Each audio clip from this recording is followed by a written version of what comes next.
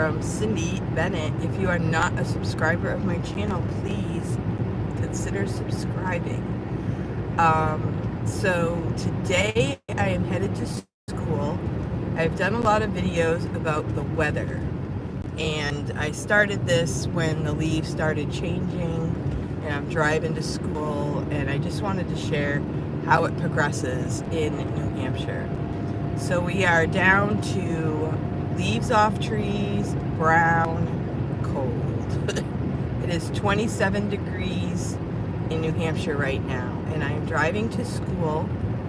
I am a math teacher. I teach at a private Christian school in New Hampshire, and I have two boys of the 13 that I raised, and yes, they're all mine. No twins, no, same mom, same dad, all same last name. 13, yeah. It's a lot, I know. But I'm still alive and kicking. Some people thought I would die from having so many children, but here I am.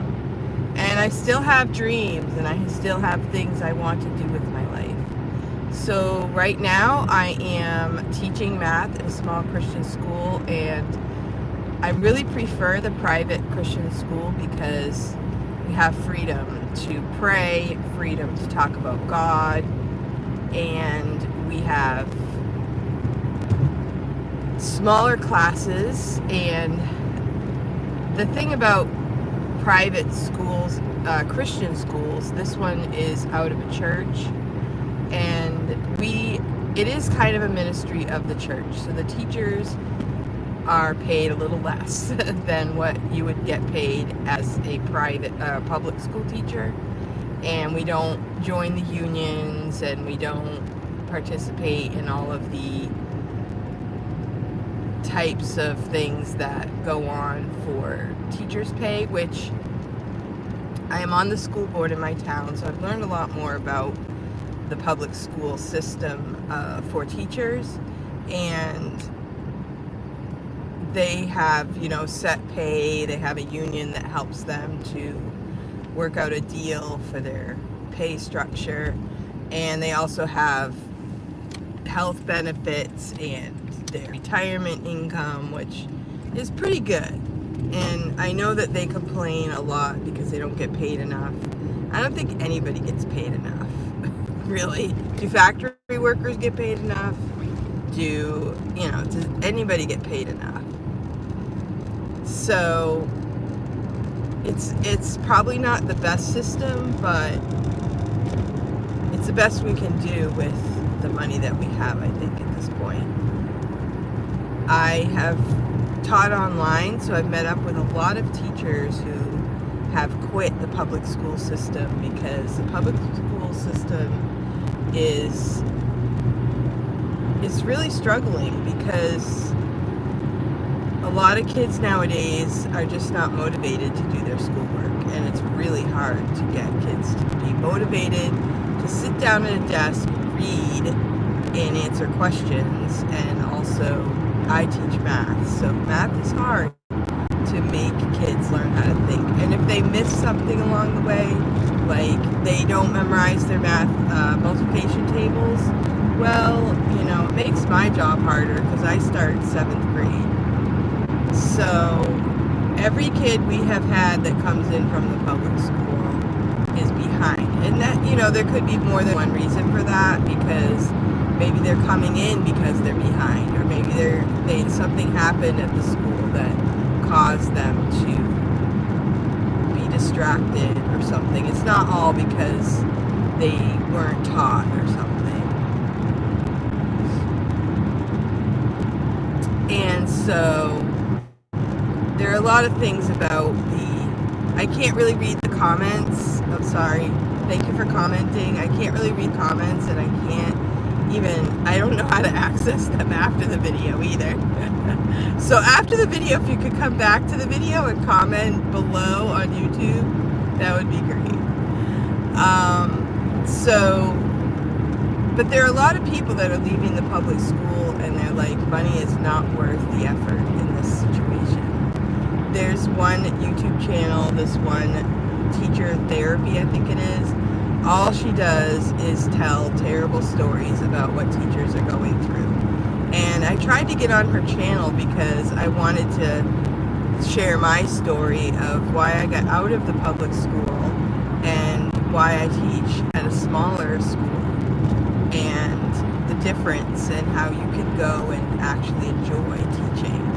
But she didn't really want to talk to me because she only wanted negative stories, which is kind of sad. But, you know, it's her channel.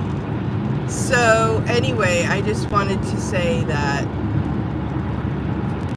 I do drive a distance and I do not get paid what other teachers might get paid, but I like my job, you know? So it could be a little bit of a trade-off. Also, you know, I'm not supporting myself.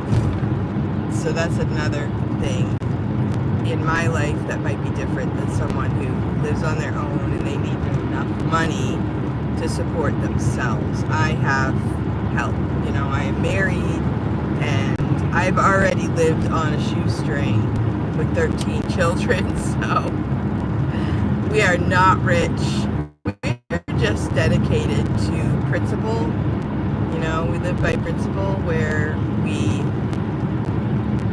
believe in certain things, so we live by those principles. And so anyway, I was a stay-at-home mom for many years, and now I'm teaching, and I really enjoy it. I teach math, I teach 7th grade through 10th grade, and I also teach online. I have one tutoring student right now because my life is pretty busy, but I am learning how to do more tutoring online to maybe in the future.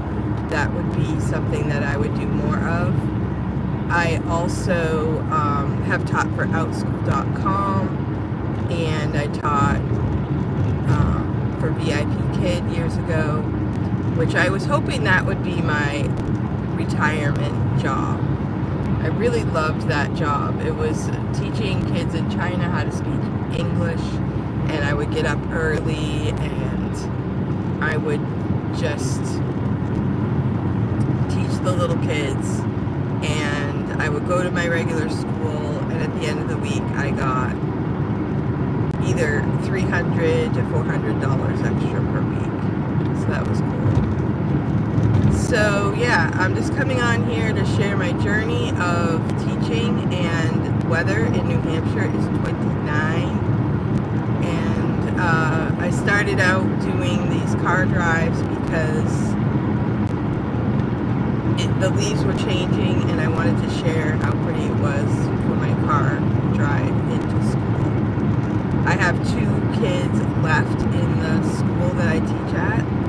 My youngest is 16, so he has 1 more year next year and he will be done. So this morning I just wanted to say hello and share the scenery, if you can see that through my window there. And it is November, what is the date? 14th, wow. So Thanksgiving is coming up, and I did want to share that I have a couple videos about making a bread dough cornucopia, which I have done with my home ec students a few years ago, and if you might want to check that one out. It's really fun tradition for the Thanksgiving season. You can either make your own bread dough, or you can buy the frozen bread dough and then let it thaw out. You make a cone out of aluminum foil, and you kind of make it into a cone, and then you will spray it with pan spray, and then you kind of build a cornucopia around the foil, and then you can let it rise a little bit, and then you bake it, and you can use this for your Thanksgiving table. It's a really great tradition. You can look for a couple videos on my channel about the cornucopia. I will post it below this video as well. And I love doing it. I've done it with my home ec students where I taught school. I also have done it for my family. Like it can last quite a while because you're not necessarily going to eat it. You can take the foil out and then you can put make rolls and put the rolls in it, or you can use it for crackers and cheese, or you could even put just make it decorative for your Thanksgiving table or a side table or something. You could put hors d'oeuvres in it, or you could just use it for decoration. Really fun craft. I have a friend that I learned this craft from, and her family gets together every year before Thanksgiving, and they have a cornucopia making day at her house. And then this is with her older children that are outside of the house, and they will do it at her house just for a fun activity, and then take it to their Thanksgiving celebrations wherever they go. So it's a really great craft, a fun tradition. I have one video where I made one with a friend of mine, and we did this by Zoom. So I was in my house, she was in her house, and we just made the cornucopia together. So that was really fun. And so it's very sunny today. The sun is kind of in front of me and kind of blinding me a little bit. This road is very kind of interesting in the morning because the glare can be kind of in your face. So I have a visor right here to block the glare. So I'm headed off to school. Yesterday I went to the State House, and I have a video about my first day at the State House as a state rep. We did not get sworn in yet. We will get sworn in December, but we had to go in and we voted on the Speaker of the House. So that was interesting. And it was kind of, weird. It's kind of like being the first day at school. You walk in and you don't know anybody. And the State House in New Hampshire is 400 people. So this was just the Republicans. So it was over, let's see, what did they say? 209 people were there. I believe that's what they said. So not everybody showed up, but I think there's 225 that got voted in out of the 400 possible seats. So it was halfway full, and a lot of those people are repeat visitors. They come back year after year, and so they all know each other. They're all friends and meeting up again after some time away. So it's a little weird coming in when you're the new person, and I don't know, it was a little uncomfortable, but fortunately I was with my two running mates, Mike and Brian, and they were, Mike is a veteran State House representative, so he kind of showed us around the State House. So that was really cool. Around the New Hampshire State House, there are lots of huge photos and portraits of men all around the State House. And there was one lady, and her name was Dudley. I'm going to look her up. I read the story a little bit, but I don't remember all the details. So I'm going to look her up and see. I know she served for 2 years, and Mike was telling me it's all governors on the wall, but I don't think she was a governor. So I'm going to look her up again. There was interesting that there was one woman on the wall. And I don't know how they came to get who got their picture on the wall. So it was very interesting, and it's a very old building. I went into the ladies' room, and it was all granite. and very old, interesting building. The stairwell is very ornate, and the elevator is, I don't know how old that elevator is, but it had metal cage type thing around it that looked really old. Very, what's that word? Cast iron. So it was very interesting and very strange to be in there as a worker there. And a strange turn of events is that a friend of mine from years ago, I've known her over 20 years, 25 years maybe now. She works in the State House in the tech area. So I was able to see her yesterday, and that was really fun.